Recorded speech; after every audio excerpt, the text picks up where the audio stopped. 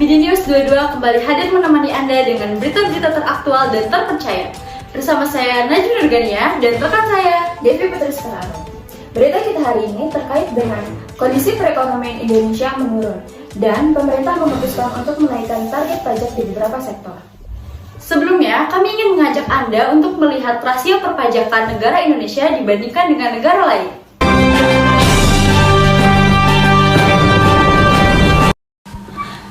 Kalau kita merasa angka 15,7% ini sudah terlampaui, mari kita lihat beberapa negara yang ternyata jauh lebih tinggi dibandingkan dengan negara Indonesia.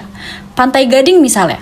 Pantai Gading ini rasio pajaknya di angka 60%. Kemudian Finlandia 56,95%, Jepang 55,97%, Denmark dan juga Austria sama-sama berada di kisaran 55%.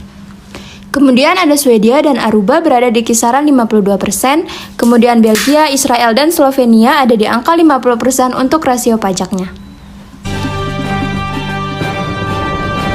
Baik pemirsa, itu sedikit seputar perpajakan.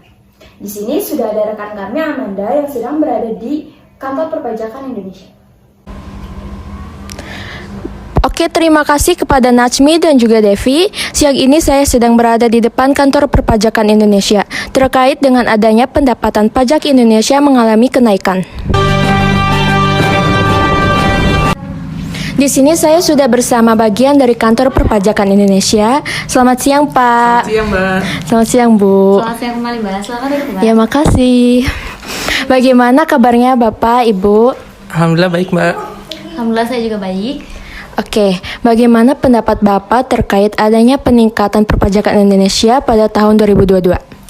Alasan utama dinaikkan PPN 11% yaitu menambahkan penerimaan negara guna memperbaiki kondisi anggaran pendapatan dan belanja negara. Terus secara berturut-turut mengalami defisit selama pandemi, Mbak. Oke, baik. Nah, selanjutnya dari sektor mana aja nih yang akan terkena pajak?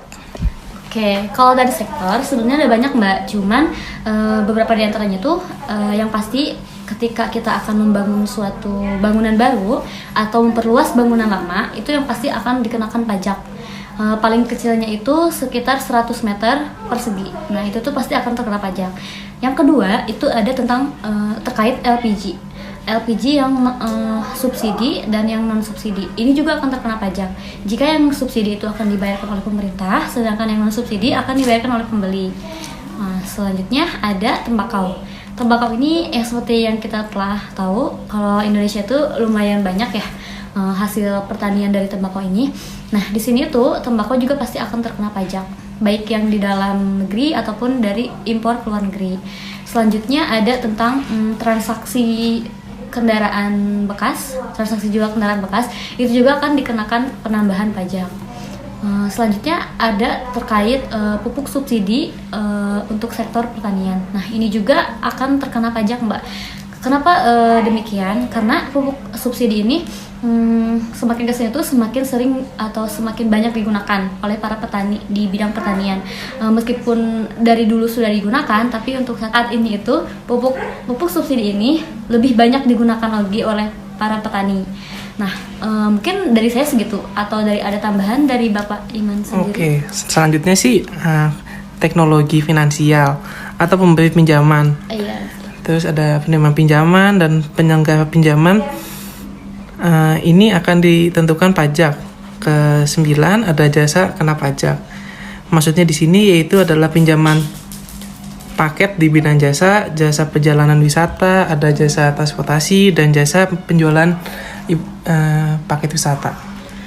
Oke, ternyata lumayan banyak juga ya sektor yang akan terkena pajak nantinya.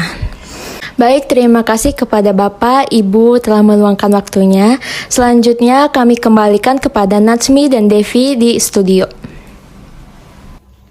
Baik, terima kasih kepada rekan kami Amanda. Berita tadi menutup jumpa kita siang hari ini di BD News. Hari ini saya Najmi Nurgania dan rekan saya Devi Putri Sekarang pamit undur diri.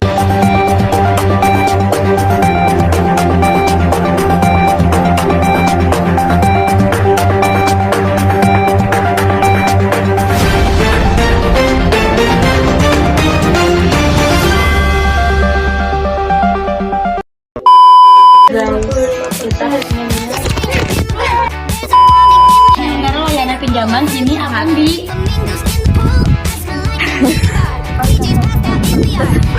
Kan